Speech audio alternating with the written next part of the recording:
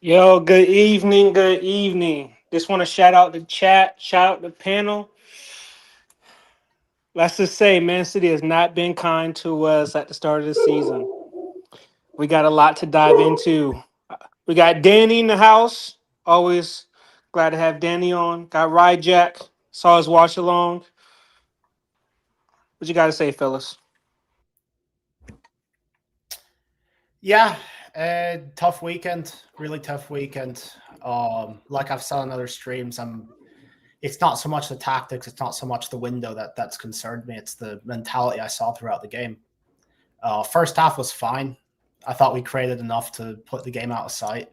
Holland had a couple chances, and then again, second half never really got a foothold, and that's a concern to me, especially as soon as they equalized. We just never looked like scoring, and it just felt like last season all over again. Heads dropped, and it was all Brighton after the equalizer, and the winning goal just felt like a matter of time. So I think before we even think about what to change tactically and what to change as far as distant transfers go, you just have to look at the mentality and how you fix that. I don't know if it's a collective thing or an individual thing, because I've said before, Trafford had one of the worst individual performances of the season so far last week, but he was our best player on the pitch. So clearly his mentality is where it should be, but just very concerning across the board, and hopefully the derby can get people back into shape mentally. Be interested to see what you guys think. Yeah, I mean, similarly, I would agree for the most part with Danny. When I think about the games and what goes on, I try really hard to not point to things that are not super quantifiable, like, oh, their effort was poor or the mentality was poor. However, it felt like that was the case once again, and it's hard to not go that way when you just see, I don't know, it's just like the response to when we concede a goal. We've seen it too many times based on last year, and I know the team's a little bit different. The team is, I don't want to say new, but it is a new-ish team, so I was hoping we wouldn't see that type of response to conceding. It's an unfortunate penalty to give away. I mean, it's more than unfortunate. It's a disgraceful penalty to give away. But it's hard not to go that route too. I just questioned how mentally tough some of these people are. And I don't know how that is fixed, I guess. I mean, it's not an easy thing to fix, I would say. It's like maybe you have it or you don't. And I don't know necessarily if some of our players had it and have lost it, or they've been so shaken by what's happened. It's just, they feel this, it's the same story all over again. And it's just a tough pit to climb out of. I don't know. It's hard to point to one exact thing, but I agree with Danny. It feels like a mentality thing, which is unfortunate and not something Pep sides at City have been really used to, I would say. Yeah, and I think over the last year or so, I've seen a distinct lack of like winning ugly and close games. Like you can think of Villa. Villa was a total counterexample of that. It was a very even game. We dictated the first half pretty well, conceded a goal, was pretty even after that, and then we nicked a goal at the end through some excellent individual play. But aside from that, close games seem to be going against us a lot. And I know Pep City has always been characterized by beautiful, handsome, attacking football. But again, you go into the 17-18 season and just all the other good seasons. We've had plenty of games where we've not played to our best and been able to scratch out late winners. The Southampton game with the Raheem Sterling goal, the West Ham game with the David Silva goal that year, the Huddersfield game, and even 18-19. One of my favorite games from that season was the Schalke game when we go down to 10 men and we were down 2-1. We came back, Leroy Sané free kick, and then Ederson, best of luck at Fenerbahce with one of his best moments in the City shirt, picking out Raheem Sterling out of nowhere. It's just a distinct lack of grit that really used to characterize this team, and that's what concerns me the most. Tactics can be tinkered, tactics can be, changed, players can be bought. No amount of money buys grit. It's a mental thing. It's up here. It's not here. It's totally in the head and in the heart, and it's something you need to dig out of somewhere. And I just don't know where that comes from. And again, like I said, the derby is a perfect way to get that back, and I just hope they show that in a couple of weeks. It is still 2 weeks away, but that's a milestone for me. Yeah, big up Vader. Vader's just joined us. I think for me, right, I think when you're talking about the mentality issues, and I agree with a lot you guys said, is that when you lose these kind of big names, right, I think you have to gain that through hardship, all honesty, right? Because, there is no KDB to bail us out anymore, right? And I think that's what we're seeing right now. I think that's what Rodri's saying right now. Like, guys, I can't do this alone. We all need a pitch in. We all need to, we're missing a big piece of the puzzle, but we all need to come together to fill it. Injuries haven't been kind to us either start of the season, but still at the same time, with all the talk we said in the summer, with everything that came out of the camp, you would want a better reaction than that, I would say the least. And what's concerning me the most right now is that I don't know if it's a fitness issue or not, but every time we hit the 60th minute, looks like we're dead on our feet. Yeah, I raised concerns a few weeks ago about lack of preseason. I know we didn't really have much choice with the Club World Cup that sort of hampered that, but we've played teams that played 5-6 games in preseason, and that's 4 or 5 games more than we have, and it's showing. And that's why I sort of disagree that maybe this season will be terrible throughout. I don't know what Cade's point's coming from, that Pep will walk at the end of the season, because typically we do start slow. This isn't a new thing. So we have plenty of time to improve. So I don't know. I'm negative at the moment. I'm not negative in the long term. And even if it's not the league, there's plenty of cup competitions that sort of prioritize gradual improvement. The Chelsea team that beat us in the final, they were awful for like 60% of that season. PSG finished 20th in the league phase last season. Maybe the league will be too much of an uphill battle. Maybe it'll be a transitional year in that sense. But there's plenty of other ways we can compete. So I'm not totally ready to give up on the season like a lot of people have already. Yeah. Vader? Well, yeah, thanks for having me on. Good to see you guys. To just that last point that Danny made, week 3, and we have City fans giving up on the league already, like conceding. I'm not surprised with that spilling over to the players. Like, if we're thinking about online fans, if we're thinking about fans in the stadium, if there's fans that are so quick to quit, how does that not spill over to the players, and we're not seeing the same resiliency, right? The same fight. And because week 3, we should all be calm. We should be disappointed. Obviously, we want to get these wins. We want to see better performance. We want to see these players maybe fight after a disappointing conceded goal and play for the full 90 minutes like we have in past seasons. But like what was said earlier, some of that needs to be learned. Some of that is like through adversity, through difficulties, to then, you know what, let's power through this. Let's not have a repeat of what's happened in past games. I like the comment that Rodri made, but I think many of our fans took it didn't really take it in the right perspective. I'm gonna use us end of the season, final minutes. We all remember it. Aston Villa. That comeback, that comeback and late comeback wasn't one player. It, like, when we think of the mentality, when we think of like fighting to the very last minute, that was Sterling getting subbed on, delivering across, Gundo heading it and sparking on the run, which led to also KDB giving that late assist for the Gundo score again. But also before that, we had Zinchenko. I think Zinchenko subbed on the second goal. Yeah, like, and assisting to Rodri. Like, there's so many things that go into winning, and I get so frustrated. I'm doing my best, guys. I'm doing my best to. I'm trying to stay all inclusive. I'm trying to like talk with everyone, but the negativity is like so thick that I don't quite get it. Like, we don't become dominant, or we weren't dominant. We didn't have all the confidence in the world because of one transfer window. Like the way we got to where we got, the way Pep was able to do the Centurions. Like, don't be so silly to think, oh, the signings that he did in 2020, 2027, oh, then we kicked on and we did a madness. There was so much that was built in previous transfer windows leading into that, right?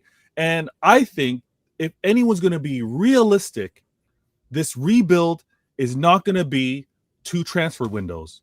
This rebuild isn't, oh, just look at the amount of money spent. It's look at everything's inflated now. It's not just that simple. And going back to this game, I want to see our players fight to the very last minute. But at the same time, and I'm not giving them an out, I'm not copping out, but I'm going to use my eyes that watch City play for so many damn years. I hate the game before international break. I hate them. There are so many, and I'm not going to run down the list, but there are so many the game before an international break, and we deliver a stinker. We have like bozo moments. It's so frustrating, and I'm not, Danny, I'm not giving them an out. Hear me out. I'm not giving the. I actually did a study on this last year. We have a horrible record. It's not anecdotal. It is statistical. We have a horrible record before international breaks. We do. So, yeah. And I'm not giving the players an out. I'm not giving Pep an out. I'm not doing that. No. But when it's a game like that, and just the, you know, the errors that led to it and everything like that, us not having our shooting boots in that early in the game where we should have really put the game to bed, and all the fans that want to say, take me back to the years where we were playing our sexy football and we were doing all that. Well, we always showed to be on the front foot to start of the games. We always put our foot on their necks. We were suffocating, but we would get goals so early. We'd get goals so early, and then it'd be like, okay, now you guys got to open up. You got to try to get at us, and then we're getting that third, the fourth, the fifth. So I think Pep has got he had the players in this game versus Brighton set up for us to win. We weren't clinical enough, but I'll admit, the criticism for what he did in the second half, matching the energy that Brighton did, yeah, I'm confused to that one, and I want to see some changes there. But relax, people, relax. That's my lasting words of advice. Please relax. I mean, listen. In 2020, 2021, we had 4 points in the first 3 games. This is not totally unheard of. I'm not saying it's the same. The competition this year is a lot better than the competition that year. But we have started badly and progressed throughout the season. This is not new. People act like it's some crazy, unheard of thing. It is not. This is part of the process, the yearly process. It's always, you start slow. We have a very sticky patch in November, December, and Pep tweaks something in January, and you go, boom. Yeah. So, yeah, patience. Hey, we may not win the league, but there's so much other stuff we can do. And Danny, just to add to what you and Jack were saying, and Ed, the patience the patience needs to be taken on, especially this year, because it was mentioned earlier, this Club World Cup and how it was managed.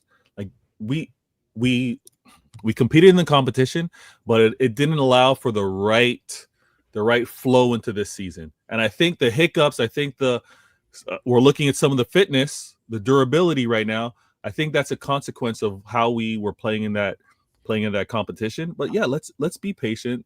Let's get to what, 6 games in the season, 7, before we are like saying Pep's washed or these players aren't good enough and all that kind of stuff. Like let's wait a little bit. But I get it. It's 2025. People are patient. Can I just good evening, Torrit, by the way. Good evening to all. Apologies. Appreciate it. Yeah, I'm going to be in and out. My father is very serious in hospital at the minute. Very, very serious. So I'm going to be in and out, and we'll play tomorrow by air. There will be shows tomorrow. Whether I'm on them, we'll play it by air. So, yes, there will be a space later because I need to stay awake. I've literally got to stay awake at this point. Right. I'm going to say something. I know it's the Stateside Blues, but I'm going to say this. I understand the anger. I understand the frustration. I understand the criticism. What I don't understand right now is the complete and utter sideways movement we've got. And I understand, yes, we're a different club and we should be challenging titles. I know and I agree we should. Does Pep deserve criticism? 1000%. But there's a pattern emerging here. Pattern number one is I'm sick to death of hearing current players being linked. Sorry, Jack, I've got the comments over your face there. How rude of me. I'm sick to death of hearing he's not KDB. He's not Aguero. He's not Rodri. He's not Company. He's not Edison. He's not this. He's not that. That was the mistake Man United went down. When you listen to United fans, they spend 10 years telling you about all their past legends and how great a team they once were and how great a players they had. And they never evolved and they never moved on. And what I think we have to realize is, and this is probably a bit hard to understand, this is just my opinion here, maybe just that team and that squad of players we had was a little bit special. Maybe it was a once-in-a-lifetime situation or once-in-every 20-year situation that you get a group of players that you... Not many players have 6, 7, 8 world-class players all sat in their 11. We did. We did at that time. We did. And I agree. Cherky is not KDB. Donnarumma is not Edison. Haaland is not Aguero. But if we're going to keep comparing them to them, we will never move on. As a fan base, as a club, as anything. Viana is not Chica. And we will do it to the next manager. For all the criticism we've done on Pep Guardiola, we will compare the next manager to Pep Guardiola. And until we come out of that mindset, for me, and we start evolving as a group and as a club and as a fan base, we're never going to move on anywhere. We're going to be stuck in treble or formidable, or because if I hear 16, 17 one more time, I'm going to scream. If I keep hearing Sane Sterling, that's all I hear.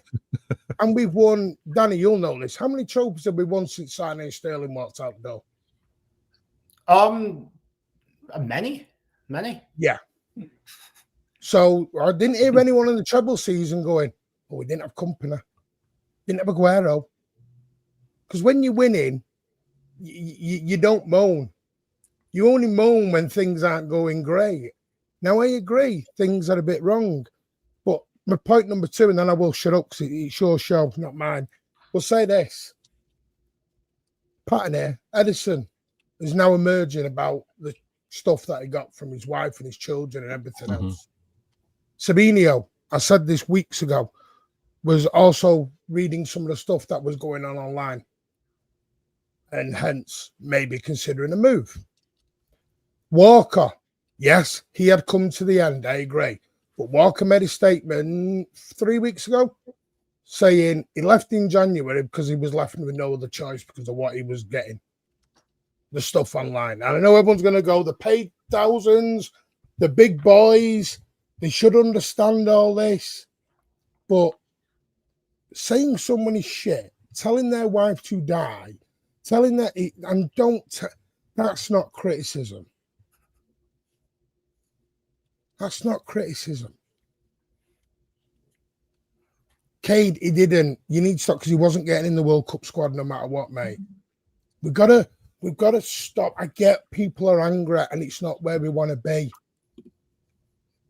But what is the answer then? Do we sack Pep? Because Pep's already said he's not going to change his methods. He's not going to do it. He'll tweak. Why He's not going to change. So we sack Pep. We get Glasner. That's the big name at the minute, Glasner. No, the thing is, Martin, the people who say sack Pep don't have a realistic plan. And that's why I'll never get behind it. Do you know what I get told, Danny? And you've heard this 1,000 times. It's not my job to replace him. So why is it your job to sack him? Exactly. It's not you can't give me a replacement. So why are you sacking him? I'm not saying don't sack him. But let's have an adult debate. Oh, I'm saying don't sack him. I'm saying that. No, people can have their opinion, better. That's fine. I've no problem with people having an opinion. It's the venom behind it that is going in. And as a fan base, we're now, this is a new thing that's cropped up. We're now abusing each other on shows and spaces, and we're calling names out on each other now. He said this and she said that. And what the hell has happened? Yeah, but seriously. I don't get it. And I get criticism is fine, but this blame game at the minute, it's got to stop. And this is why the Etihad's quiet as a church mouse at the minute. When we should be going into United, when them players need us and we need them players, back each other, scream the house down. And I do, mate, I can find you the quote where Walker said it 3 weeks ago, mate. I don't just make stuff up, mate. It was on City Extra and a few other places. Walker talks about the personal abuse he got from the fans. And that's why he quit in January. So we've got to calm down a bit. Abuse is not criticism, and it's not okay. If you think abuse is okay, then football ain't for you people. Seriously. You wouldn't if someone abused your family member the same way you abuse them, you won't be happy. So there we go.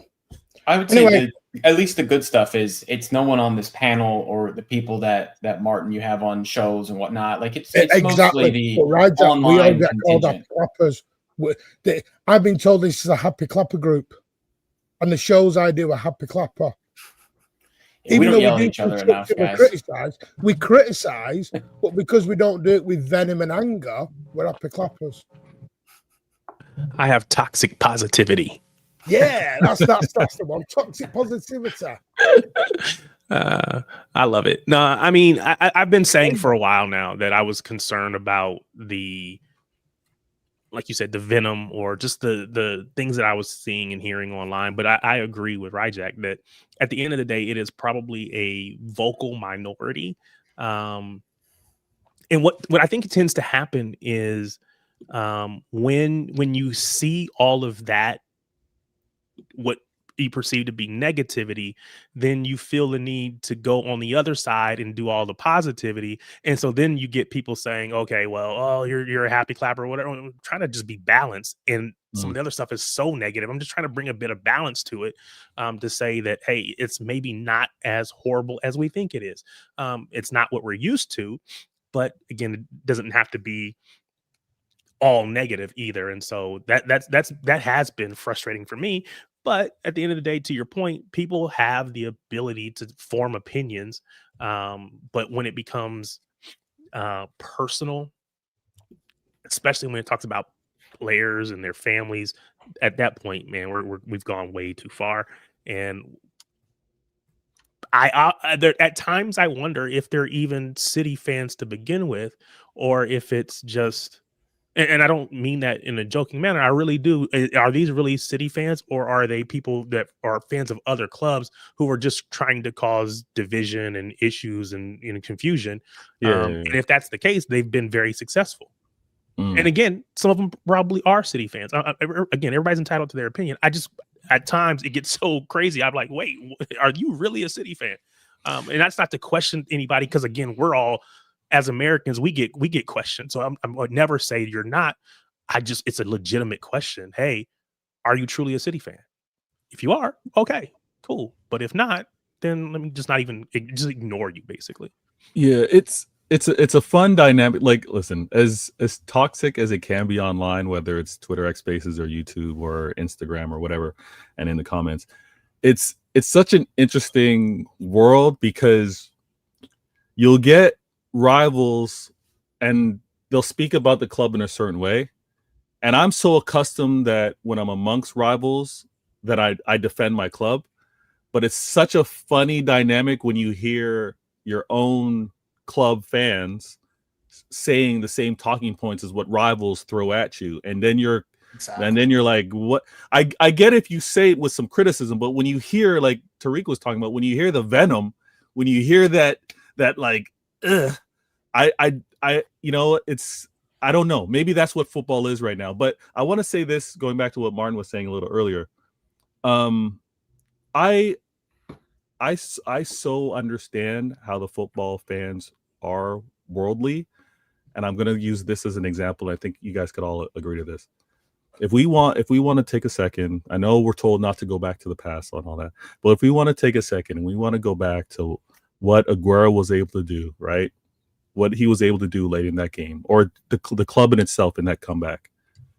When we are labeled the happy clappers, when we want to, so we're toxic positive, we're the fans that are still in the stadium during the comeback, right? Like, there's those happy clappers, always cheering, and then there are those that are, I'm out of here, it's over, we're not, there's no comeback, I'm gone. Like, there's that portion of fans. So when we're in the mix, when we're having the conversations, and wrongfully so, but I'm like, oh yeah, you're walking out the stadium. That's the type of fan that I'm listening to right now. So I think it's all give and take. We're all different fans, and there's some that are going to be there to the very last minute. They're going to see Aguero score that goal, and there's some that are going to have to hear about it or lie and say, yeah, I was still in the stadium, but they were walking out and missed it. Well, I just want to show this, by the way, because someone said this wasn't said. Kyle Walker on my left. I wasn't playing. I utmost respect for City fans. They've been incredible, giving them fantastic moments. I felt I don't want to say scapegoated, because I don't want to bring out violins, but I was captain. The team wasn't doing well. There were big missing periods, and I felt I was getting not blamed. I won't say blamed, but I felt the excuse because I was captain. Now, that was August 23. He also made a similar comment 3 weeks ago as well. So this was going on for a while. Now, again, Kyle Walker has said some very stupid things, which were dumb as hell. I agree. Mm-hmm. He was a bit of an idiot. I don't deny that. But I just think, I don't know, I just think it's got really bitter. It's got nasty. I don't like the nastiness, and I'm sorry, that's just me as a human being. I'm a happy-go-lucky sort of fella. It's the way I am. Sorry, I like to.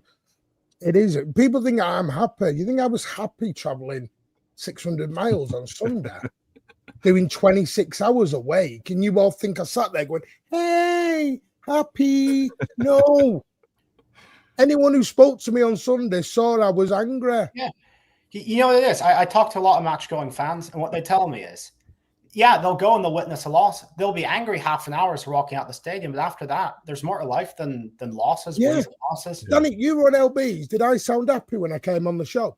No, you were angry. You were very angry. I was the one who said drop Ireland, and I got scapegoated for that then. I was like, I'm either toxic or I'm happy clappy. Which one was it? Yeah. And Luke was there. Luke saw my face.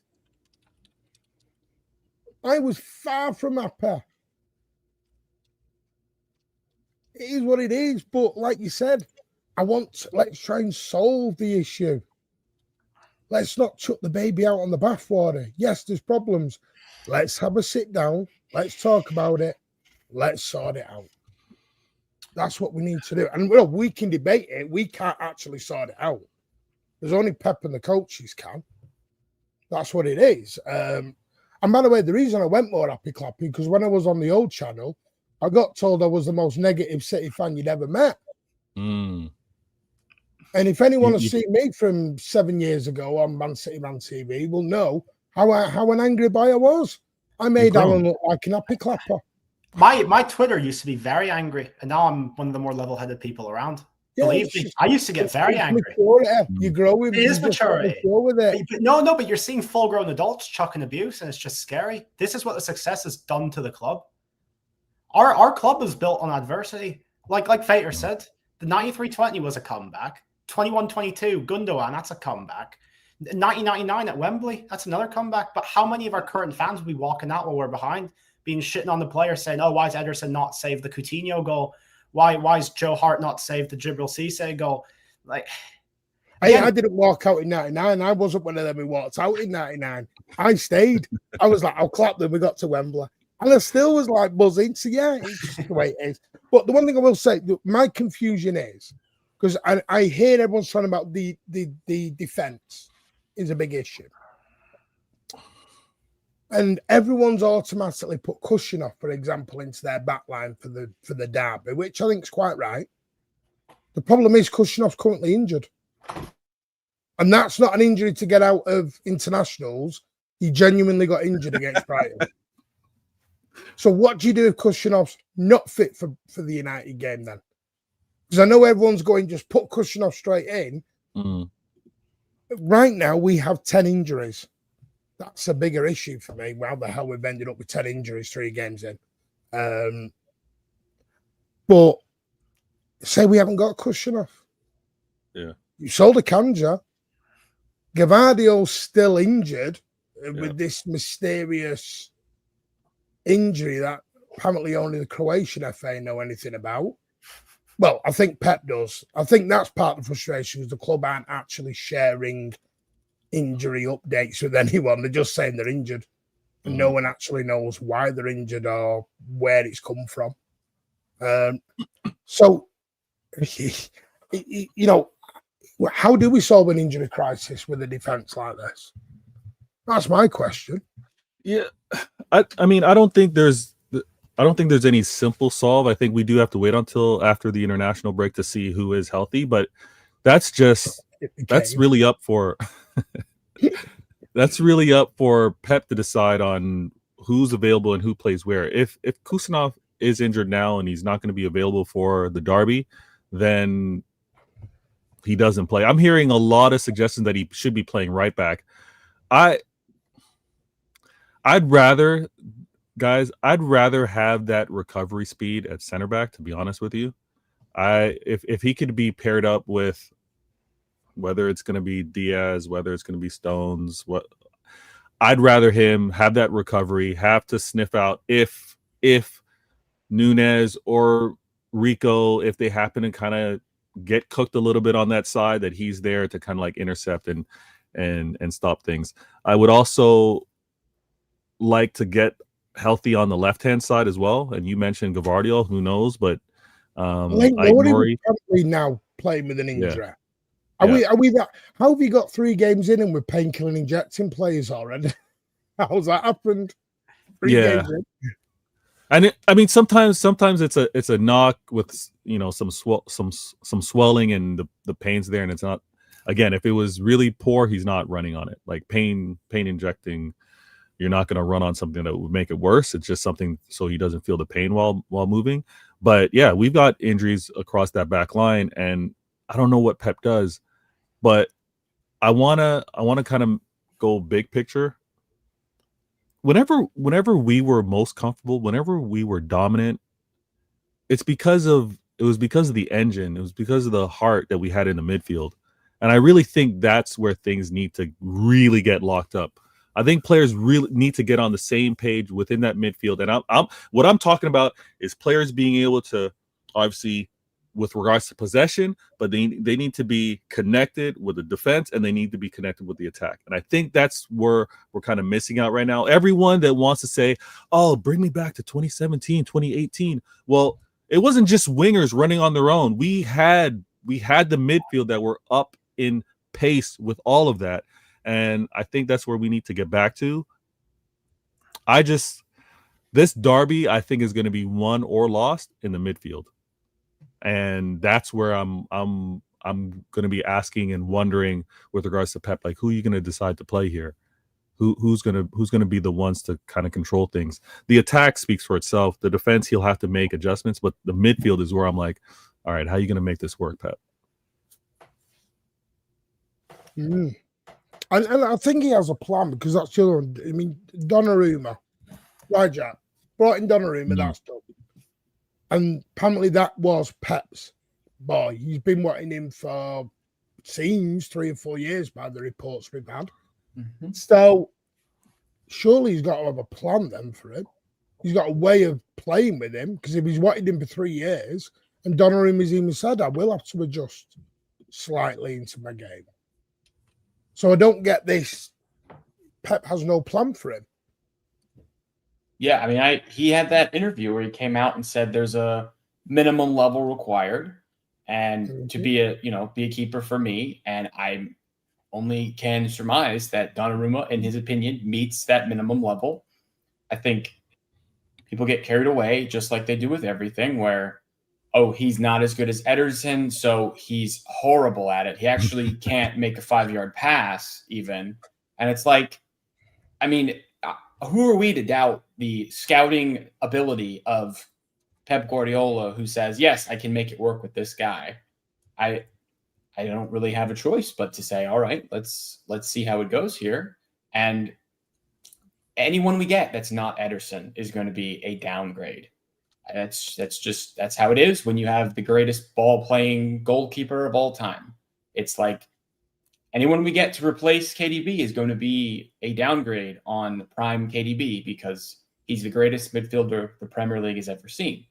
So you try to do, I mean, the American thing is like the Moneyball thing, where you try and replace the G&A that, you can try and spread it across if you want. And I don't, maybe that works, maybe it doesn't, but you're not going to get like for like replacements. Like when we talked about this team being as special as it was, we had one of the best 6-7 year runs in the history of football. I mean, yes, we are going to have some lumps here. And yes, I am in a little bit more panic mode for this season than I was after Spurs, because I thought Brighton was poor, but I also am relaxed in that I believe we'll figure this out. There's still time. It's not like 3 games in, season's over, I'm depressed. I'm not there yet, but I would say I'm a little bit more concerned after Brighton, just because I didn't think it was very good either half. I know some people have said first half was okay. When I watched, I didn't really feel like that, but maybe I'm in the minority there. Well, why did you not think that? Because I actually wanted to thought first half we were in total control. I just didn't think we looked on it. I didn't think that. I thought the goal was semi-lucky. It was a bit, I don't think Marmoush means that pass. I think he's taking a heavy touch. Holland is quick on it. And yes, we scored. As far as Brighton, I will say Brighton was poor the first half. They didn't really, under any circumstance, make me think, okay, they're going to score. But I didn't think we really had chances. I've seen people say we should have been 3-0 up.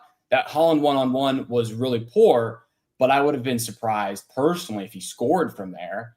The header would you have been surprised had that goal been scored against us?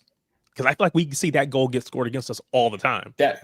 For sure. That goal gets conceded against or scored against us a lot.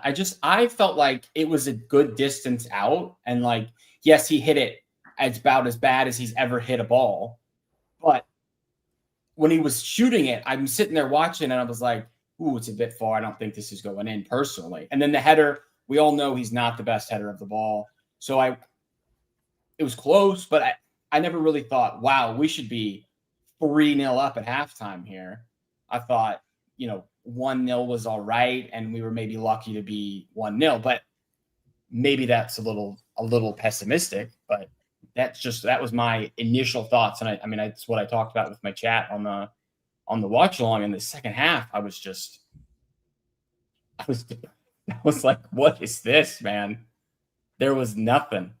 So that's why I'm a little bit more. I agree with. I first half, I thought we were dominant. I thought we were quite dominant. We had most of the chances.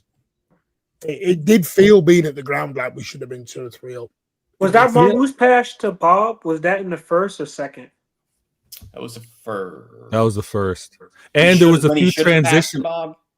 Yeah. And there was a few transitions that got to Marmouche's feet, and he just didn't release it out on.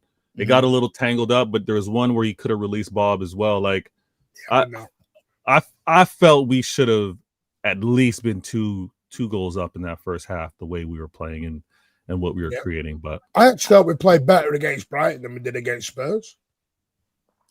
Yeah. Ooh, I would heavy disagree, to be honest. I don't think we had that many chances against Spurs. I'd slightly disagree with that, but I don't think. I came there from the Spurs games thinking we could have played till now when we wouldn't have scored. I thought we were more defensively solid against Brighton. Like, that's probably true, but Spurs didn't really have. We gave Spurs the goals, in my opinion. It wasn't like they broke us down and scored. I think we gave Brighton the goals. And we're giving people the goals. That's part of our downfall. That's the thing with Brighton. If you look at the goals, it's Nunes playing netball, and Stones not clearing it properly, and pinball that got Brighton into a one-on-one situation. If you look, that, like I said this, the mistake comes from their goal kick. I know everyone's put these stills up of everyone out of position, because when you put a still up, it looks 10 times worse. But you never see the context of where they were. It was from a goal kick. I expect everyone to be where they were on that goal kick. Where it went wrong was Stones messes up the header. Again, in both games, there was a commonality, and that's when the team that should have been pressing for a goal at the end was not the team that was actually pressing for a goal at the end. And again, that's a concern to me. At 1-1, it was all Brighton. At 1-0 and 2-0, Spurs looked the likelier to score. And that's just an issue to me.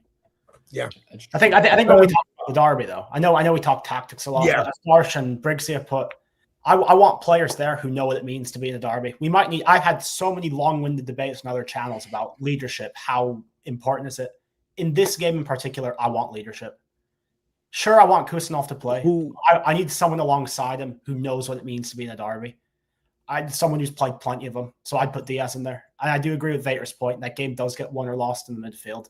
Their midfield's not the strongest. It's a lot of like square pegs and round holes, but that does not mean we can just play any old midfield. I want to overload that midfield, totally dominate like we used to in the past. So yeah, again, it will be won by the team that wants it more. So I want my most passionate players in there. I want leaders. Can I just say, just to clarify this, I think there's confusion on this, and I do get what you mean, Yeltsin. With the free window open, why don't we go and look for Sergio Reguilón? It's not that we are lacking. I don't know if anyone's seen the UCL squad's been announced today. We are at 17 out of 17 on foreign players. You can't get Reguilón in. Well, we can't at this point, but that was because we included all 4 goalkeepers. Am I right? Did I see that? Bettinelli's out till 2026, I believe. Yeah. So why would we? Normally, we would not have included him and include Reguilón or whoever. I think that's why Ortega's not back, isn't he? I think Ortega's not gone because I think that's the other one. Bettinelli's mysterious injuries come from somewhere, and he seems to be long term, and we don't even know where that's come from. So the only thing was he done it in training. There's a lot of training injuries going on. I do not see the benefit to Reguilón outside of another welcome to Manchester billboard. That's the only benefit to it. And to this day, United fans still don't understand what it means, which is so sad. But one day they'll get it. Yeah, that would be the definition of a panic buy, right? Yeah, absolutely. Get Reguilón. It's like, oh my God, we got to do something. Anybody that has a right foot Go No, get him. and that's another thing. He's a left back. He's not even a right back. Yeah. Well, there you go. It's even worse. Sticky plastered again over a bloody deep cut. Where we think we got to, do I think we need a right back? Yes. I think where we've got the squad now, numbers wise, I think January there isn't an excuse now to go and look for one. Again, whether that's the other thing. We'll move on to that later on in the year. But are we buying anybody, or are we after specific? Because that's the problem. You can't. I don't just want to buy anybody because that's what's put us in the mess in the first place. Like just buying names. By the way, question someone said earlier on: are we missing someone like a Kovacic in midfield? It's a good Currently, yes. And maybe not as a starter, but when we look at trying to keep control within a game or to match subs that are made by the opposition, it'd be good to bring on his leadership, and even if he's giving us 25 minutes of his experience and control of that midfield, yeah, I'd say yes. I don't know. I think we're missing creativity, and I don't think Kovacic provides any creativity whatsoever. Not that he doesn't provide positive things, but I feel like creativity is the big missing point, and maybe that's just we're waiting on the Cherokee injury and we're waiting on Foden, whatever's going on with him, or I don't know, Doku to find some form, Savinho to find some form. We're missing something, and I don't know that Kovacic's strengths are what we're missing, but maybe people. It might be the intangibles as well. Does he know how to see out a game? Does he have the mentality to see out a game? Because again, against Brighton, we looked like headless chickens after that goal, and then we didn't have it. I mean, aside from Rodri doing the chin up thing, we had no one who really looked like calming anyone down. And again, it's all the mental stuff for me. Yeah, and I think that's what I'm saying. United will be decided by what goes on up here. I am telling you, street smart and passion. That's what derbies are about. One of the issues we've seen, I think one of the issues we've seen is just we got several new players that just don't know what it means to play in the Premier League. And so much like, the first time we saw Nico G last year, we saw him getting bullied off the ball, ends up getting hurt in that play. We've seen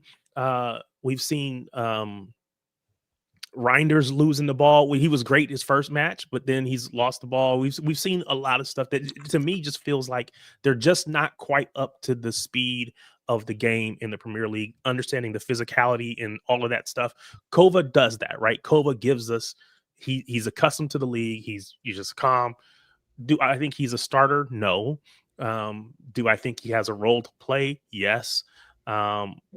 But I think ultimately it's going to come down to how quickly we can get those other players up to what we need. Because I think at the end of the day, Reinders is a better midfielder than Kovacic. But if he can't handle the pace and the power that all the players around him on the other team are going to be playing with, then he needs time to just kind of acclimate to that. And I'd rather put somebody else in there doing that. So to me, I agree. Any derby game is always risky because you just throw the records out, to use that cliche, because it comes down to who's going to really want it more in that moment. And I would like to think if it was just any other team, we would beat that United team 7 or 8 times out of 10.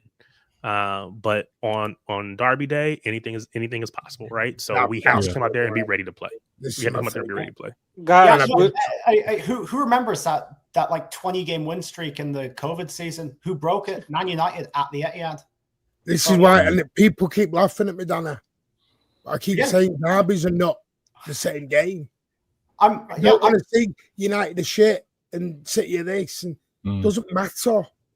In fact, I'm always far more confident going to Old Trafford than I am having one at home. They always seem to get one over on us. I sound like an uncle again. I've seen too many derbies to know Nottingham. I watched the Vikings beat Fabian Barthez. Gerard Vikings. Do you know what I mean? I'm like here going. I saw Sean go to chip Fabian Barthez. What are we doing? I get it. United, remember, United were the team that beat us on the day we could have won. We could have won the league I know, against yeah. United at home. That could have been the biggest slap in their face ever. That was beat your biggest guys at home, lift the title, 2-0 up, and we ballsed it up. And I know we talk about people dwelling on last season too long. I will never, ever get over that. No amount of trebles, no amount of trophies. I will never, ever forget that day.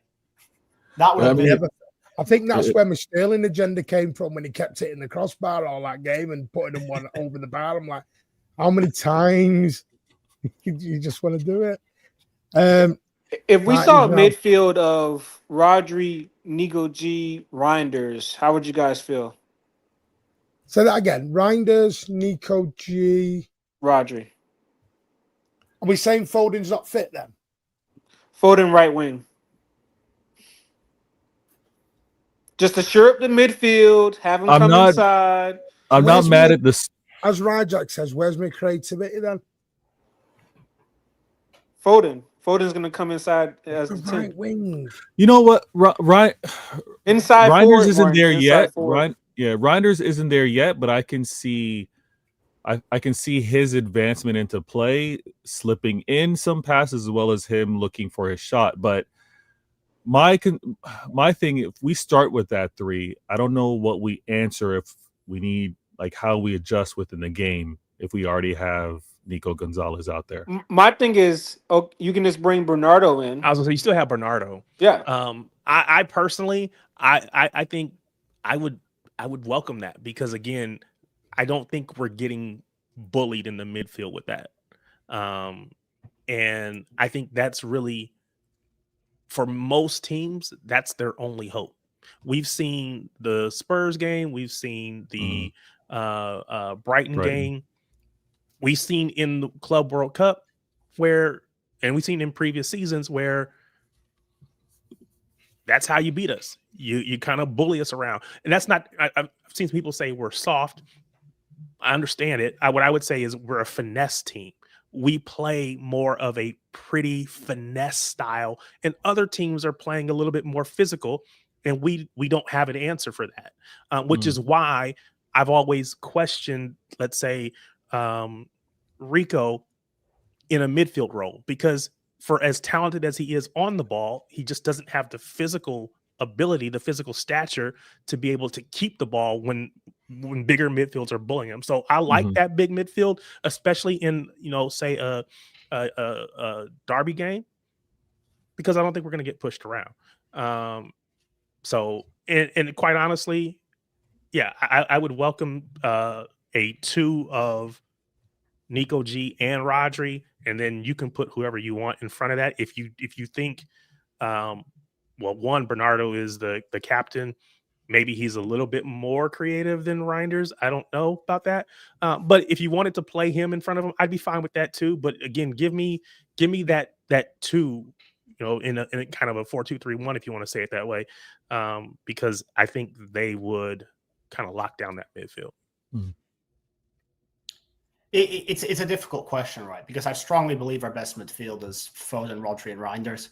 And at the same time, I've been harping on about leadership, which then in turn means you would have to play Bernardo Silva on the right, but we all know how that goes. So it's difficult. I do remember in like the middle part of 23-24, Foden and Bernardo would interchange a bit. Maybe that's something that could work, but I don't know. I'm big on leadership, but I'm also big on playing Foden where he thrives the most, and that's down the middle for me. It's all about creativity, all about goal threat. Because again, sometimes we don't have enough goal threat. If Holland's not firing, who is? And again, if we have Nunes really truly overlapping on the outside as opposed to trying to invert from our right back, then you can bring Foden off the right, but just have him tucking in a little bit more. But I don't know. Yeah, I think I'm actually ready for the return of Savinho, to be honest with you guys, because he's a sneaky, creative player. He's got back-to-back seasons of 10+ assists, 1 at Girona, 1 with us. Yes, he doesn't necessarily provide goals, maybe, but we are, I think, hopeful that changes this year. And he's been out of the team. I think he's better than some of the wingers we have playing now. So I do think that midfield works. I agree Foden in the midfield is probably best, but maybe Savinho on a wing also is an area where you can get some creative balls for Haaland or for whoever to score. Sure, and that left wing spot is wide open at the moment. I don't think anyone 100%. knows who our best player is out there. So maybe this is Savinho's chance to show that he has something to prove. You know, I don't think he really pushed for a move, but he's still here, so he needs to show that he's committed. I want him to show that he can fight for a spot. I think that's harsh. Bench Reinders. I mean, I guess your opinion, but are we? Yeah, are we? Do you? Nope. I mean, you don't have to Well, start that's- him, but like you don't need to bench him for Yeah. multiple. That's why I put him in games the here. 10 though, because he's not winning a lot of duels, and he actually said in an interview that he doesn't like to be in duels. I don't know if you guys saw that after Wool games. He's like, I don't like to be in AC duels. Milan told us that, Ed. AC Milan fans said. So yeah, so that's why I put him in the 10 with Nico G and Rodri. They're gonna win the duels. I'd play him, but he's not. If you look at his FBref numbers, they're not good for duel winning for sure. It's a fact.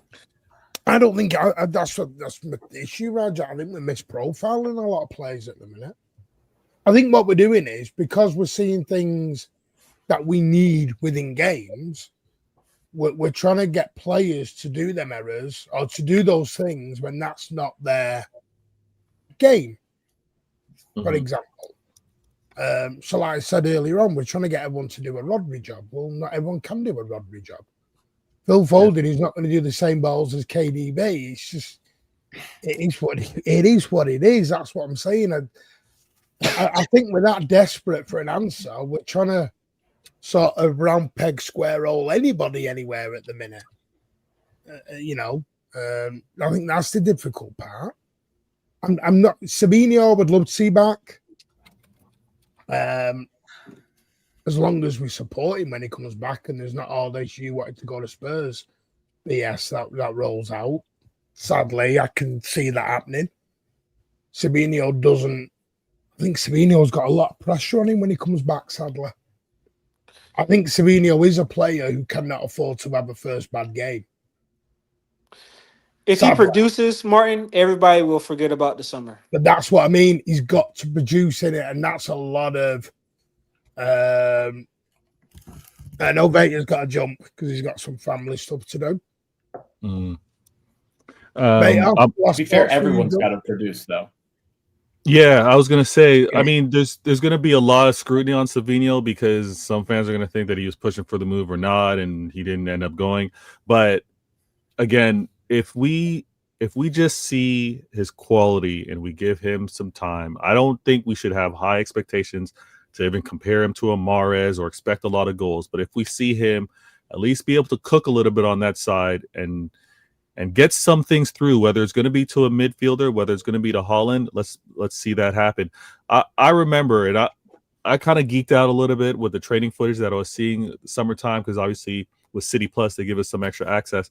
And I was seeing not only Savinho, but I saw Doku obviously play. And this is based off an instruction, so I'm not crashing on these wingers when I see them do this in the game. But we would see them play. If you're defended 1v1, take them on. If that second defender or that midfielder's there, I saw this repeatedly. They are to pass it to the midfielder, and the midfielder was going far post. And so I think those are instructions to be like, no, you'll beat your guy one-on-one, but I'm not asking you to take on two, and then let's make the play because we have the big man in the middle. So we'll see how that all works out. I'm excited to continue to have Savinho because the alternative was Rodrigo, and Rodrigo clearly is more than comfortable. Can we not mention that name? No, I'm mentioning his name because he is a player that is more than comfortable to have the nice life in La Liga in Spain, have to not get that guaranteed playing time behind Mbappe and Vinicius. You mean the man who was desperate to leave Madrid but wasn't really desperate to leave Madrid? No, I think his agent played the right game, saying he was looking to go elsewhere, see what might have been out there. But at the end of the day, where's he going to go after Real Madrid?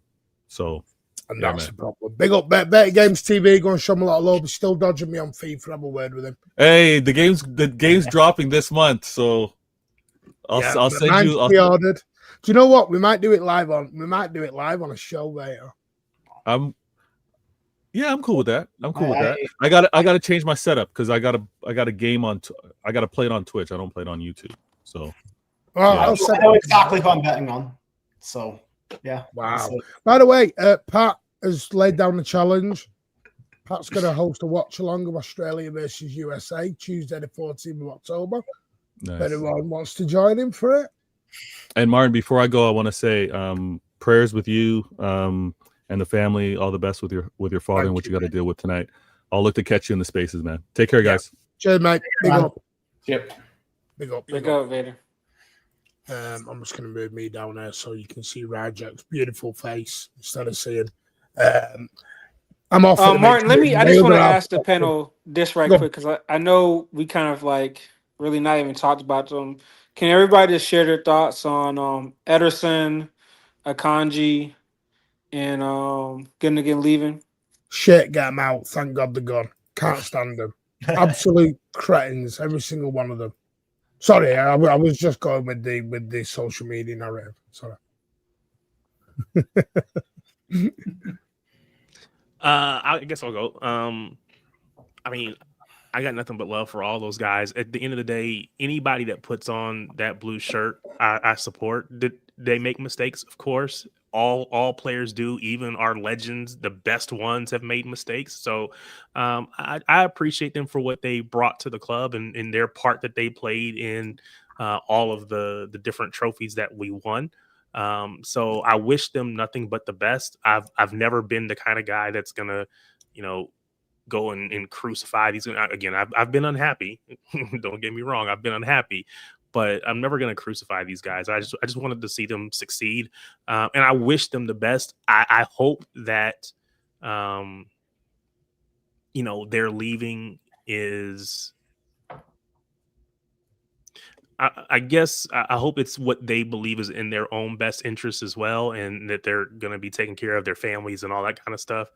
You hate to think of anyone really being pushed out, but did we need to make a change? I think we did, but I hope that in the process that they get what they need as well, and that it's beneficial for all parties. It benefits City to move them on and give our younger players more time, but hopefully they find or have found a situation that fits them as they move forward too. Yeah, all three of them have made such great contributions to this club, even though some have been here longer than others. On the subject of this being the American show, when I think of Pep City's Mount Rushmore, Gundogan's one of the most integral faces on there. Just 100%. He was his first ever signing. He started the season very well before getting a knee injury in Pep's first season. I still remember him stepping in for David Silva against Tottenham in 17-18 and scoring the header on the corner to open the scoring. 2021 turned into prime Clarence Seedorf that season. I don't know what possessed him. And that was a season after everyone wanted him out, wanted Rodri out. Oh, Gundogan and Rodri can't play together. They're too slow. And he just totally flipped the script. And from there, the rest was history. It's not even about the treble. Gundogan in particular has just totally defined this era for City. And it's a shame this last season's worked out, but I'm still gutted he's leaving. Ederson as well, totally revolutionized the way we play and revolutionized the goalkeeper's game in general. I want to go back to like a tweet Rajak put out. It wasn't about Ederson, but it was about like Pep's style of play. So many goalkeepers try to be Ederson. They try and play out the back. They try and make these crazy long passes, and they fail to do it. Like Rajak said, it's not Beethoven's fault that people can't play Beethoven well.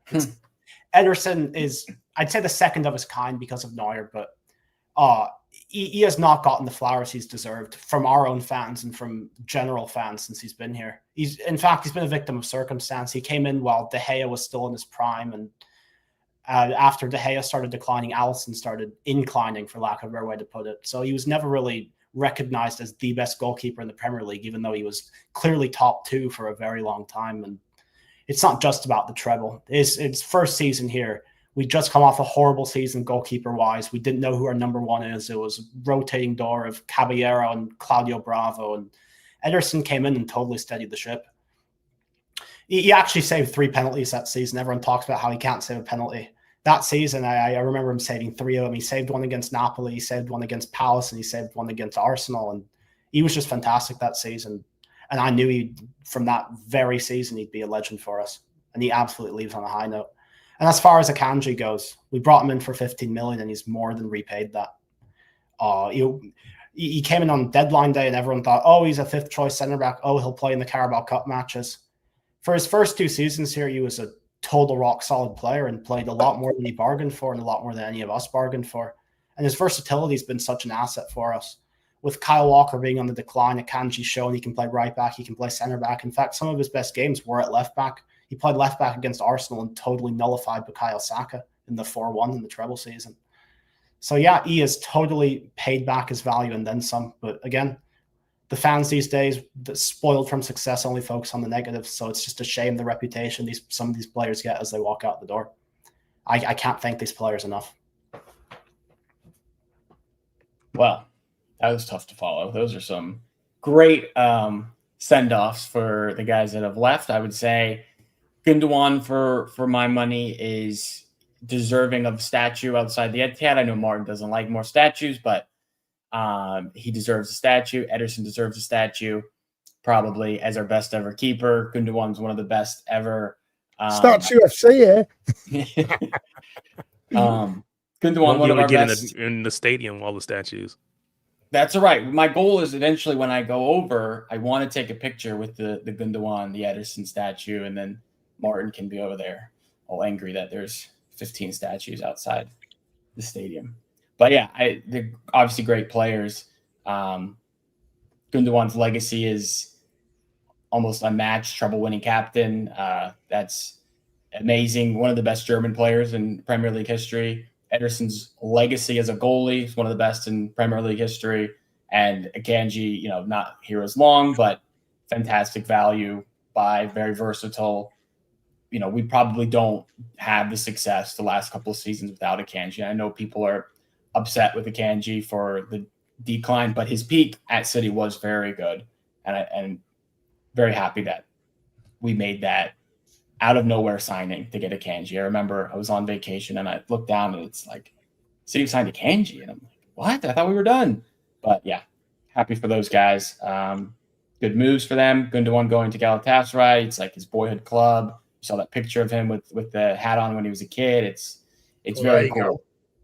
That actually hurts when I say this, And it shouldn't. I wish them all the best. But look, there's Edison. And there's Gundo. That just hurts. Yeah, it's good, man. And one day, maybe Gundogan does come back as a coach. I would be very happy. I wouldn't rule it out. They did leave on good terms. It's like, Akanji said something today, and he said there were 6 choices in front of me. Pep was very honest, because Pep did have said this. He sat them all down, and he was very honest with them. And I honestly believe, I think if someone had come in with a really good offer for John Stones, I think they might have moved him on as well. I don't think it was the lack of moving on. It was the lack of interest maybe in some of these players. Believe it or not. That's why I think the 3 of them have been amazing. And I thank them for everything they've done. I wish them all the best. I hope they have an amazing. I just wish they're happy. I know Edison wasn't happy when he left for obvious reasons. And that's all I want, just them to be happy. They've won everything they can. There's nothing them 3 have not won. And I have a soft spot for Akanji as well because of last season. Yes, was he good? No. But when I see a player putting his body on the line for the team, played through injury. Yeah. I've got to back the guy. The guy needed an operation. He went, and Pep went, just go and do it. That's why Pep made them comments last year of, I know the ones I can count on with availability wise. And Akanji was one of them. It was like, I'll do it for you, boss. I don't mind. Okay. It's not always a good thing, but we were in a mess. It was Akanji or Jamal Simpson-Pouza, who's, by the way, been not even started for Celtic yet, and been axed out the European squad. Yeah. So, this is, I always keep saying this, and everyone laughs at me. Manchester City long-term don't actually make a lot of errors. They may seem it now, but they don't actually make a lot of errors on players. They really don't. Lavia is not burning it up at Chelsea. Jamal Simpson proves he can't even get in a Celtic team now. It's like, come on. It's like, it is what it is. I can count on one hand the amount of errors we've made. Cole Palmer, will probably be the biggest one in our recent history. I don't doubt that. But at the time, you had a Bernardo Silva balling it out to win a treble for us on the right wing. That's why Riyad Mahrez was sat on a bench. So, it's sad. But I do believe now they've gone, we will, all this, we're not making big signings. We'll just sign one of the world's best goalkeepers. Is that not a big name? Is that not a big signing? Is that not... I know it's a goalie and it's not the exciting one. For some reason, goalies don't get people excited, do they, names-wise? But he's still a huge name in world football. And he's walked in. I think January in the summer, we will go for these big players. I think... And it's not even the name. I think we'll go for the right players, the ready-made players, as long as they come. Matt Gay didn't want to come to City. He wanted to go to Liverpool. Florian Wirtz didn't want to come to City. Jude Bellingham didn't want to come to City. We've tried for... Why do we think that is? Because it feels like this transfer window, there were a lot of players who already had their minds made up about where they wanted to end up, where they thought they were going to end up. And I mean, even if you think about Isak, it was like, no, I don't want to go anywhere else. I don't care what other offers come in. It's Liverpool or nothing. Wirtz, I want to go to Liverpool. Because people getting tapped up to well, that's what I was going to say. It feels like it's being tapped up, but that's a U.S. sports thing. We're not supposed to do that. Tampering. I think that might have something to do with it. One or two. I know that was Bellingham's issue. Still, I have a question on that. Part of my question on that is sometimes you always hear when a new player signs for City, they're so excited to play for Pep. And Pep is the greatest coach in the history of the world, whatever. And they've done 0 training sessions with him. All they've done is heard he's the best. So my question is, once Pep leaves, the attraction to City, it's more based on I want to join City versus I want to go play for Pep. And I'm sure some players want to come to City because of what we've done and whatnot. But surely a huge factor in players wanting to play for us currently is to play for Pep. And people, I would say, generally assume he's not staying around much longer. Maybe he does, but remember Florian Wirtz, there was that report out there that he got no promises on how long Pep was staying, and that was a factor in the decision. So I do wonder if that's a bigger factor than maybe some people think. Rajak, for me, I think we've seen other big clubs who maybe lose that manager still be able to get those big names that they do need. United still gets big names. Liverpool still gets big names, right? Arsenal still gets... Are we there yet? That's the question I have. I understand what Rajak's saying. What Rajak is saying, and I'm going to be very blunt here because I know what he's saying. Are we a big club? I don't think no. I know what he's going to say. Are we a legacy club, history-wise, name-wise, to do it without the manager? I know what he means. I mean, essentially, is Pep bigger than Manchester City? Like, that's the... Pep is bigger than we're not as big as Liverpool. I can admit that. I know we're not. Are we as big as United even off the field? On the field now, yeah. But off the field, United still have bigger commercial deals than a lot of ours. We don't have the fan base United have. And I wish, and no, I'm not a rag. No, I'm not, because I follow United and all this crap. One thing we make, I did see that earlier, like yesterday or whatever it was. Yeah. So it made me question. I think our success is only kind of recent, unless you go back to the 50s, the 60s, the 70s, or the 1900s. And yeah, but we hadn't won anything since 76 before Sheikh Mansour bought in the door. And we all know, as Danny knows this, football started in 1992, not 1992 is when football began now. That's what we all got told. We didn't win that title in the 60s, no? Yeah. We didn't win the title at St. James's Park. We weren't one of the first big clubs to win an FA Cup. We haven't got the attendance record in the UK. We're not allowed to have that. Yeah. Because it wasn't done in the 2000s. It is what so yeah, I do think, yeah, I agree with you, Rajak. And I hate to admit that. But I'm not trying to be like disrespectful to the club or anything. It's just I hear genuine, I don't think genuine question. I do think though. So yes, I think that Pep helps to get people in the door. And if you listen to people once they leave, not all names. Yeah, I think once it's time for them to leave, it's all about the club. The club, I've loved it here.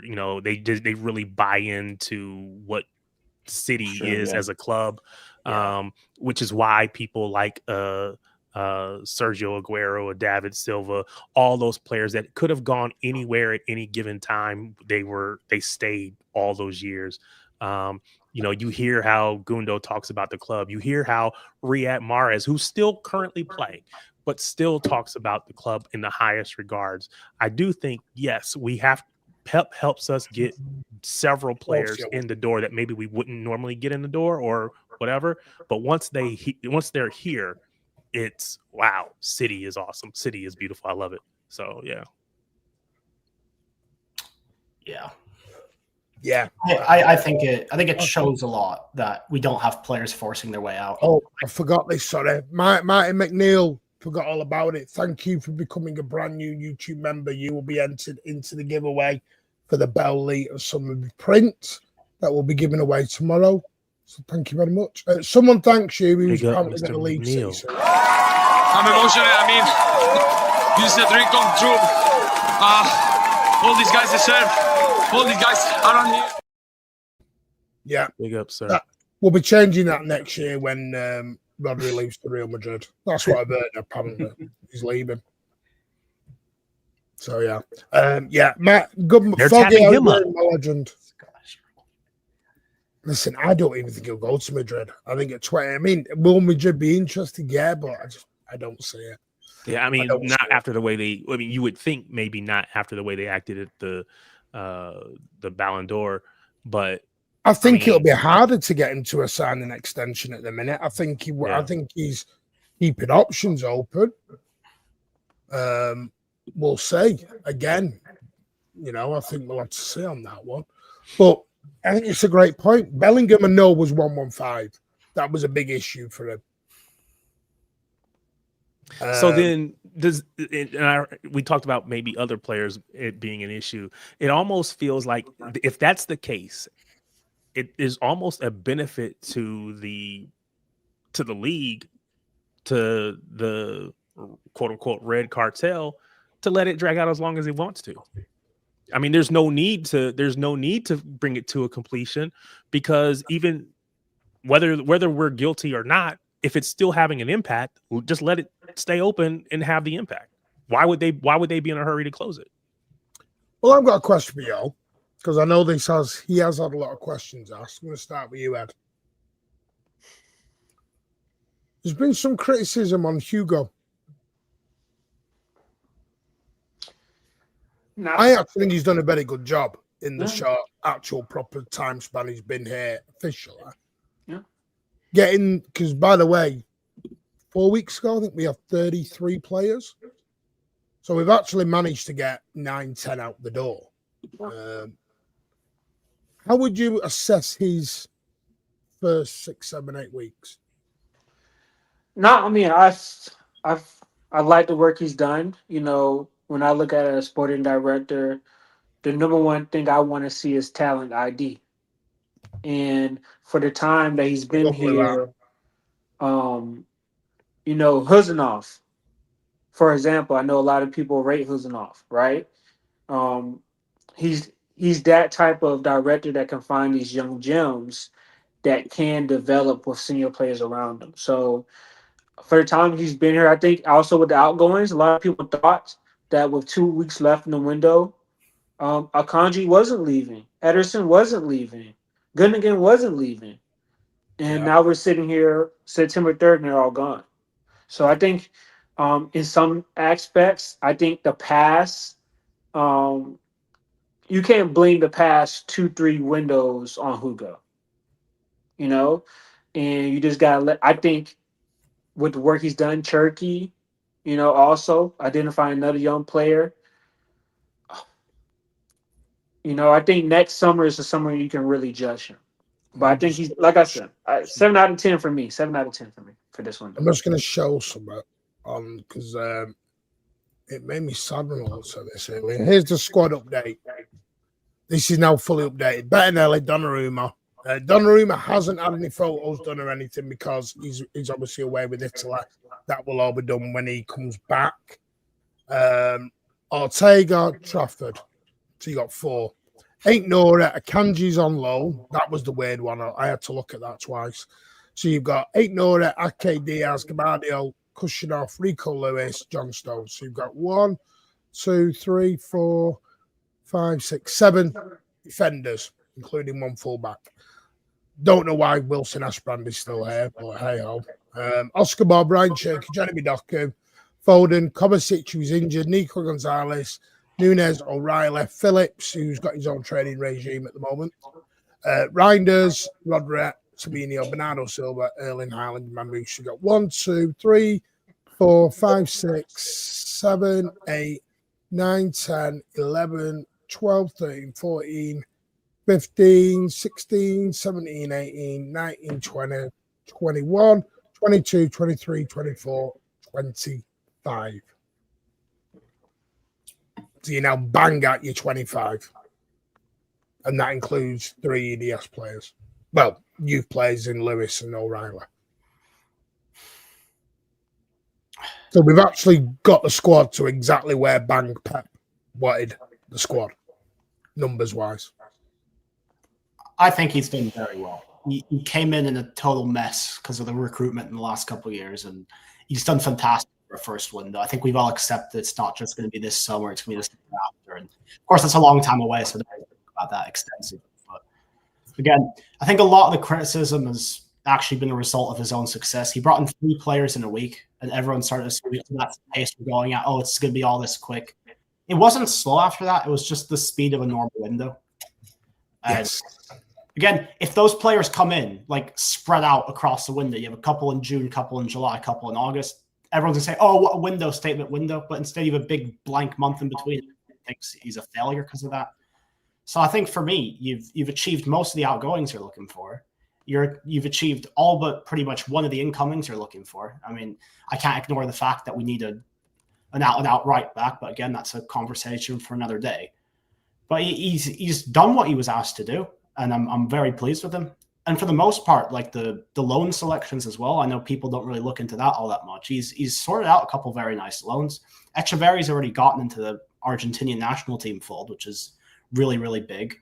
Nipan's doing well at Middlesbrough. Victor Reis, he's getting consistent game time at Girona. I mean, they're in a bit of a state right now, but at least he's getting the minutes. I don't mind that though, Danny. I just want him to play. I don't mind. Again, loans are more game time than anything else for me. Simpson Pusey's the one that's looking a bit dodgy right now, but again, long season. We'll see what happens with that. But I think he's done a very, very good. Does anyone think Nipan's going to be used as a homegrowner? Do you think they've done the Middlesbrough one while he's 18, get the 3 years in? I'm not sure how the math works with that. I think doesn't he turn 19 like later this year? I'm not sure if he'll get a full 3 years. I'm just wondering if he's why Middlesbrough, because he's done very well there. Yeah. I mean, I will say caveat it is, because I know someone's going to say, well, Trafford was from Burnley in the Championship. So I think we have to calm down on the Nipans in the Championship as well. Because that's what I mean with energy. I don't want to wear Nipans in the Championship doing brilliantly, but we crucified Trafford saying he was doing it for Burnley in the Championship. Still the same league. We've got to have the same energy here. Middlesbrough have actually had a pretty good history of developing players in recent times. Morgan Rogers was that's where he broke out. Liverpool sent Ben Doak down there. He had a very good season. So I'm actually a fan of the move. And again, according to his game this weekend, he started very well. So we'll see how He actually might count as homegrown because his birthday is in December, so he'll be close to it. Do you have to play in England? Like, even though he's owned by City, if he played in France or whatever, it doesn't count for No, homegrown? it's That works? he's got to be with homegrown under is it the English FA or the Summit? It's got to be a particular FA, I believe. This is what I mean. The Premier League rules are different to UEFA's rules. Yeah. This is the problem with this. That's where I think UEFA and the Premier League, UEFA's rules should be aligned with everyone. I don't understand why leagues have different rules to UEFA. I find that very odd. Very, very odd. I mean, by the way, someone's asking about 4 keepers. Like, again, Bettinelli's injured and Ortega would only leave to a certain level of football club. That was the problem with Ortega because he wanted a crack at the German number 1. Don't think he'll get it. I mean, it is a very wide open race right now. But again, he needs to be playing to be able to be in that race. I think Ortega would have gone had Bettinelli not been injured. But then couldn't you have just promoted Spike Brits, for example, and to get around that? You could have. I don't know. I don't know. I'm not sure about Ortega's mindset. Yeah. He's basically 4th choice now. Yeah, I'm not even going to hazard a guess as to what he's thinking. But yeah, that's a weird situation. People asking about Rodrigo. I'm going to be straight with you. I don't think Rodrigo actually wanted to leave. Yeah, we'll see next summer. Very that hatchet, really. Nothing more to it. I think was it Ed? Someone said earlier. I think Rodrigo's agent has played a masterful game because he's not even been loaned out. If you're that desperate to leave, you even go on loan somewhere. He's not. His actions are not doing what his words are saying. They're not correlating with each other at the minute. He's only 24. We got plenty of time to get Rodrigo in the next couple of years. Yeah, I suppose we'll see. To me, I think we've been linked with him in the last 2 windows. Typically, what I believe I've seen is if you get your chance and you say no, you don't get a second chance. So that doesn't mean we won't. Doesn't mean we won't, but I don't know that I would. I'd probably look at Wharton. Wharton is someone. Well, trouble is injuries, Martin. No, but everyone's after him. Liverpool are looking at him. United are looking at him. Chelsea are looking at him. Everyone's looking at him. Yeah, you're going to end up in a dog race for Wharton. It's funny though, Martin, because in your space, as in these streams, you've had people say, "Oh, every English player is overrated. We can't sign English players; they're all a bag of shit." Liverpool will pick him up next summer, and they're going to call him a big statement signing. Oh, Liverpool are serious in the market. Have we not noticed that with Gibbs White? Gibbs White 8 weeks ago was a bub. Now everyone was going, "Oh shit, we could have done with him in the midfield." Yeah, yeah, you can't do that. You can't switch now and just suddenly bring him back into the fold. So you get laboured at 120. Danny, I know you've seen a lot of leagues. What do you think a Stiller or a Kamara would fit in nice with this team? Project players. Don't give me project players. Yeah, that's true.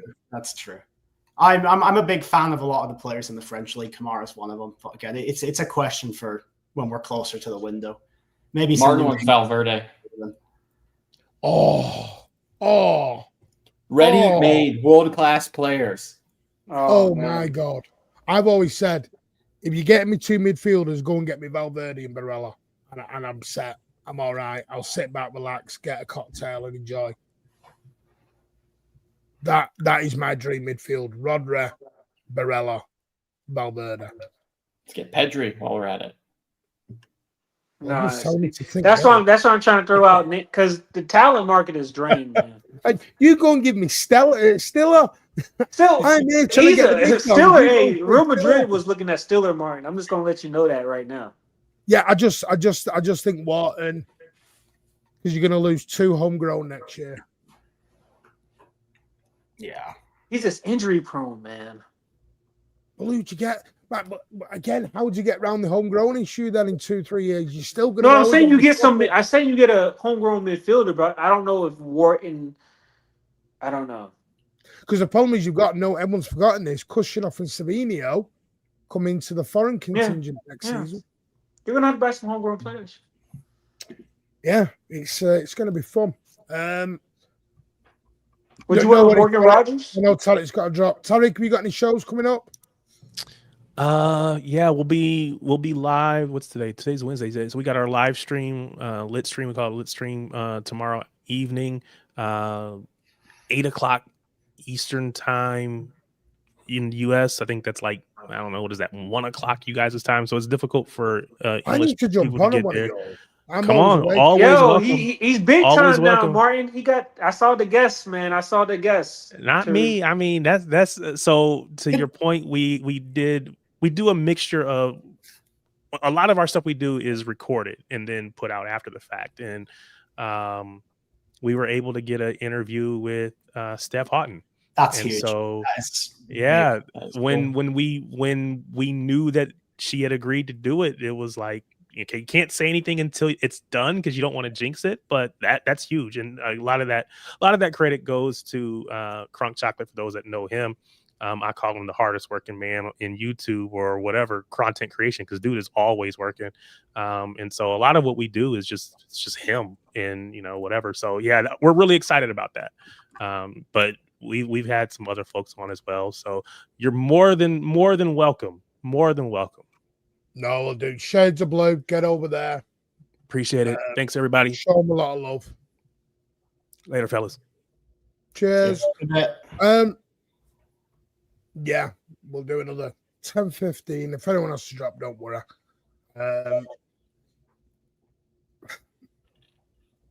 Where do you want to go next?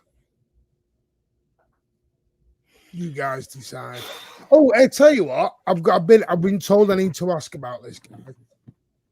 I got told off last week, so I didn't mention him. Caven Sullivan. Ooh. Any update Danny on would him? be the Come on, one. guys. Got 2 assists over the weekend, but Come on, Danny. Tell me all about I haven't really been as in touch with him as I was in the last couple of months during preseason. He's mostly playing for their second team, but he's on the bench for their first team now and again, gets a few cameos. There's an under-17 World Cup coming up in November. I'm pretty sure he's going to get called up for that. Either that or the under-20 World Cup this month. So probably find a way to watch that, and that's the most accessible way to see him. But I'm very excited about that. We've had a host of American players at this club, but to have one just be involved in this big rebuild would be something else. I mean, we've had Zach Steff and Claudio Reyna, DeMarcus Beasley, but to have one like in our sort of prime era being like a key part of the team. Zach Steffen and DeMarcus Beasley. No, I'd say do it. Didn't mind a bit of DeMarcus Beasley. If you wanted pace, he had pace. Not a lot of skill, but he had pace. No, big up DeMarcus Beasley. I'm sure I've got his shirt somewhere. You know, the Reebok one. Yeah. Thomas Cook on. I'm sure I've got that somewhere. Of course I do. I've got that somewhere. I've got a Claudio Reyna. I've met him. By the way. Yeah. Didn't realize, most people I meet, anyway, Ed knows he's met me in real life, knows I'm not the tallest of people. I was quite tall on Claudio Reyna. I was happy with that. Sullivan looks insane. The American. Nah, I mean Sullivan. Hey, man, like I've been saying, man, a lot of people have been talking about Max Dowman. They got Rio at Liverpool. In a couple of years, man, got to keep your, eye out for. That's all I'm saying. So I'll tell you what we'll end on, seeing as it is stateside. The American national team. What have you got coming up this week? A couple friendlies against teams that are going to beat us, unfortunately. Are you playing? We got South Korea over the weekend, winnable, and then we have Japan. Beat them. Japan are going to take us apart. The squad selection is a big concern for me. There's this whole I didn't like the squad selection either. There's this whole argument over MLS quota, if it's a real thing or not. I feel like it is.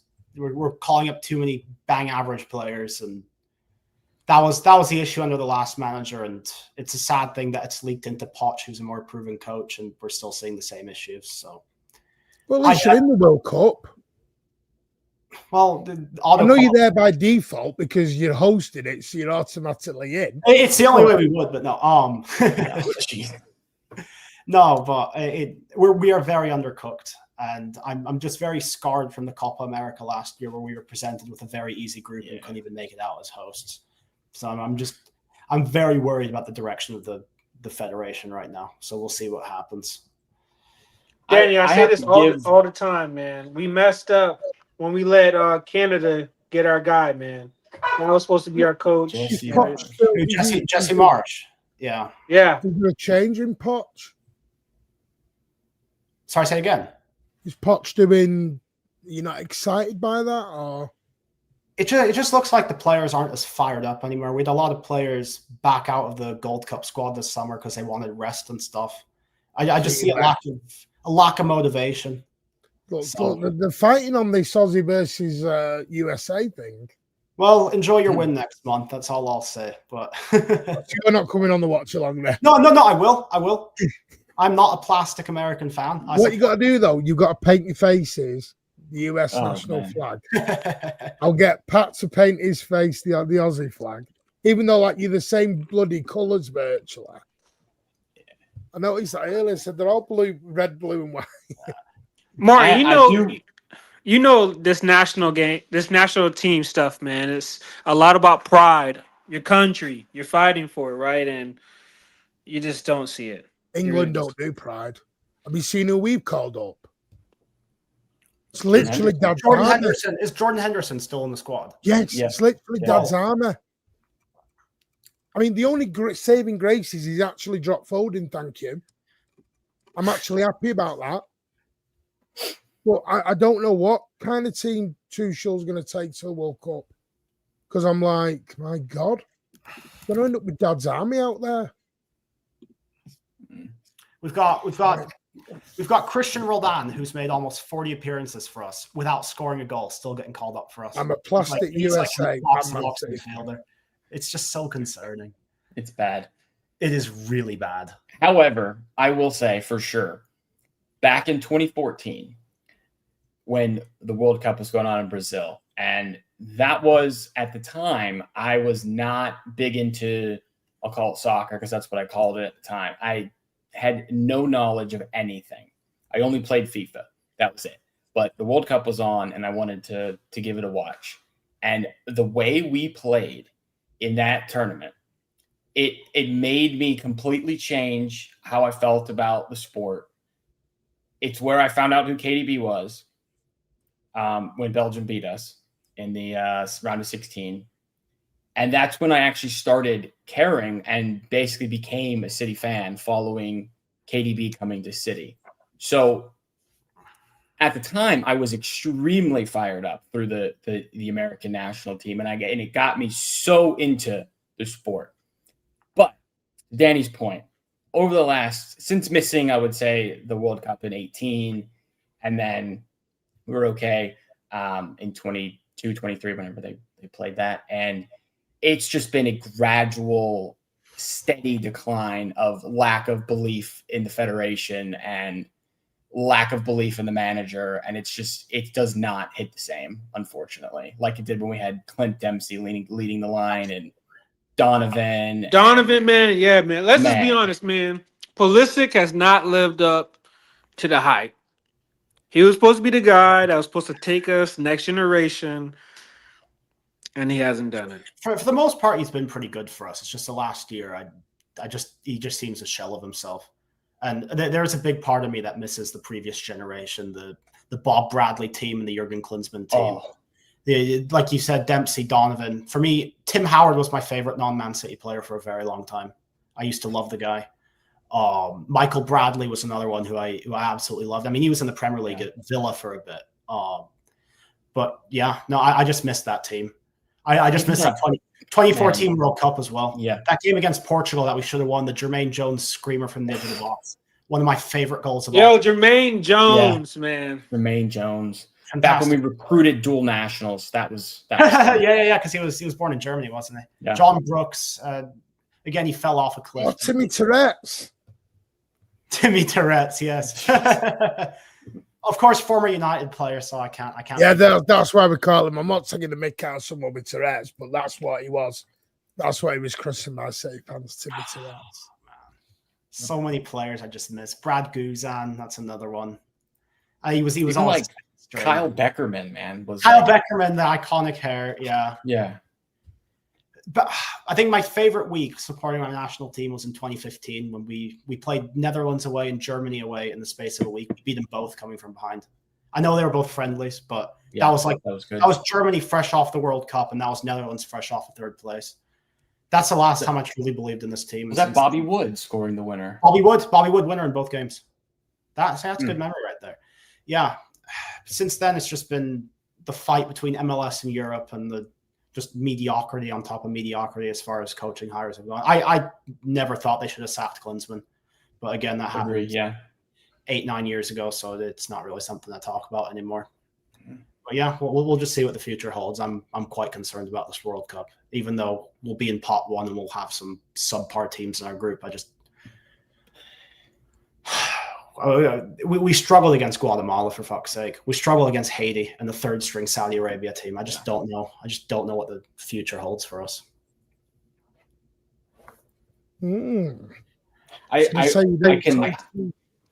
Good question. What would you give up for a World Cup for the United States, Danny and Ed? Is there anything? Because that's like it's pretty peak to have your country win the World Cup. I mean, I can't even imagine. I mean, I've always been club over country by a long distance, but the fact that we're not. What? Snap. I've never been England over, sir. Yeah, no. There's no trophy you'd give up, Martin, for an England World Cup? No. Not one? No. Community Shield? I'm not going to lie, no. It's a bit different because we're not like an 8. Yeah, we're not like, if we were like Brazil or like Germany, it'd probably be different. Yeah. That's true, yeah. I used to get really excited about England games. I don't anymore. Fair. I mean, it's a conversation I have with friends a lot. It's like, would you give up? Which team would you rather want? Yo, somebody said they'll give up Rico Lewis and Nunez. Wow. Even that 2016 Copa America that we hosted, I have one of my professors is from Paraguay, so I talked to him about the Paraguayan national team today, and we talked about that 2016 Copa America, and I just thought to myself, wow, I used to love my national team, and now I just can't be bothered anymore. I really just can't. I think it's with me with England. It's just I've lost. I think I've just lost the passion for it because of the managers we've had. It's one of them. When you got the talent, and I think the talent is just being wasted. Absolutely, that's our and problem. I'm like, we don't. And then to go and get Tuchel as manager, I think that was the nail in the coffin for me. It was like, I can't watch it. Well, with all due respect, when I'm celebrating 2-0 wins against Albania, like, what am I doing there? No, and this is the thing. I celebrate every win against Mexico, even if it's a friendly. But that's all I celebrate. There's nothing else to be happy about. Yeah. That's the one thing. Like, everyone says they're all disenthused about their own national team. US-Mexico gets me fired up. That is a proper international rivalry. It's Argentina, Brazil, US-Mexico, and then there's probably a few others, England, Ireland, or whatever. But that's one of the rare occasions I can really get fired up watching the national team. I hate their national team so much. Bunch of crybabies. Their fans are a lot of their fans are horrible people. I'm not going to throw a blanket over that, but yeah, one of my least favorite teams in all of the world, and I hate a lot of club teams. So yeah, but yeah, I mean, anyway, we'll bring it to a close unless any of you guys have got anything you want to add. Yeah, England have already got one as well. No, you weren't even born. What are you guys looking? What results are you looking for in our next 3 games? United, Napoli, Arsenal. What are you guys looking for from our team coming off this break? 3 wins. Go on. 3. Jesus. I was going to say, is it too early to go? It's a match by match basis. Is it too early to do that yet? Way too early to do that. Am I too early to say match by match? Oh.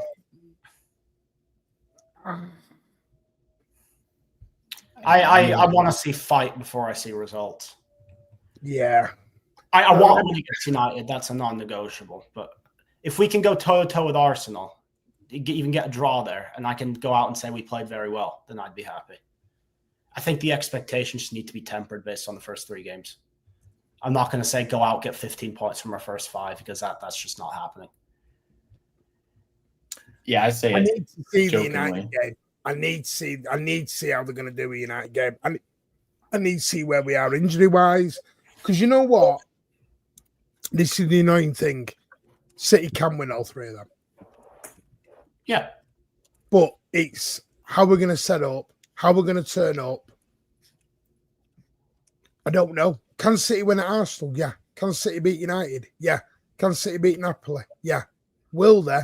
I don't know. And that's Two wins and a draw for me, man.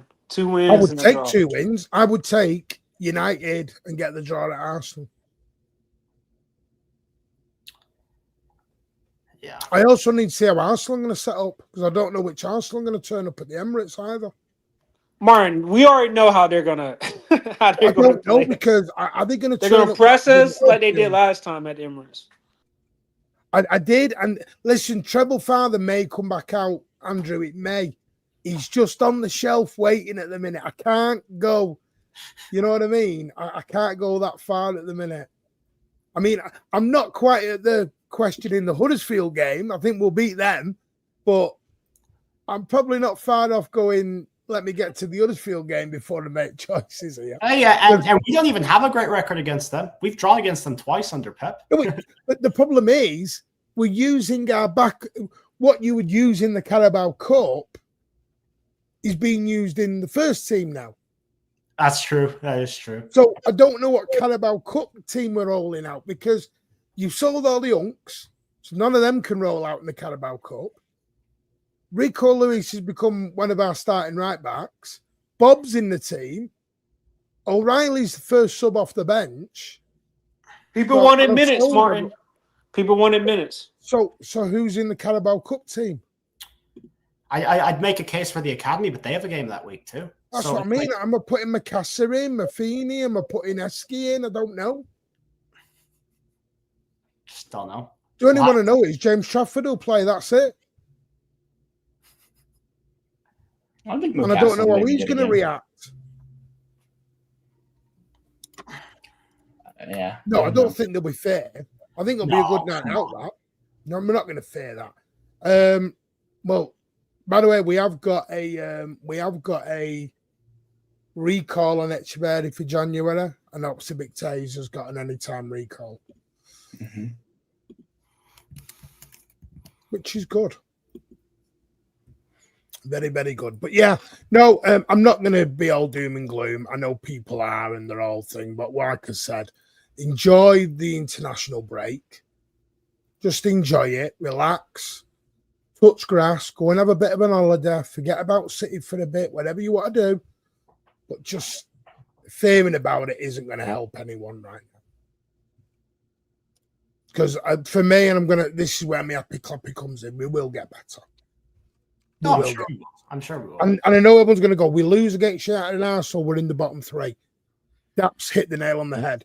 I didn't look at the league table 5 games in last season. I'm not going to look at the league table 5 games in this season. I always said 10 games, then I'll make the judgment. Let's get to 10 games. And we'll see where we're at. But very fair. I can't be going into every game shitting myself. Otherwise, I'm going to have a very, very unhappy season. Yeah. So it is what it is. But yeah, we'll be back next week. We'll talk Derby. Derby build-up begins next week, which will be fun.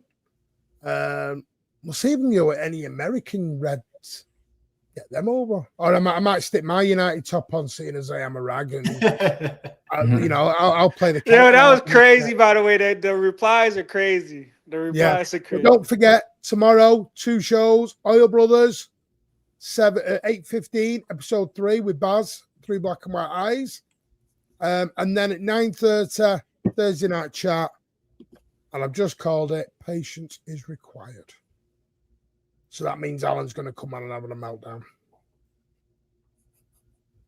So, yeah. Big up, Rajat. Where can you all find you, mates?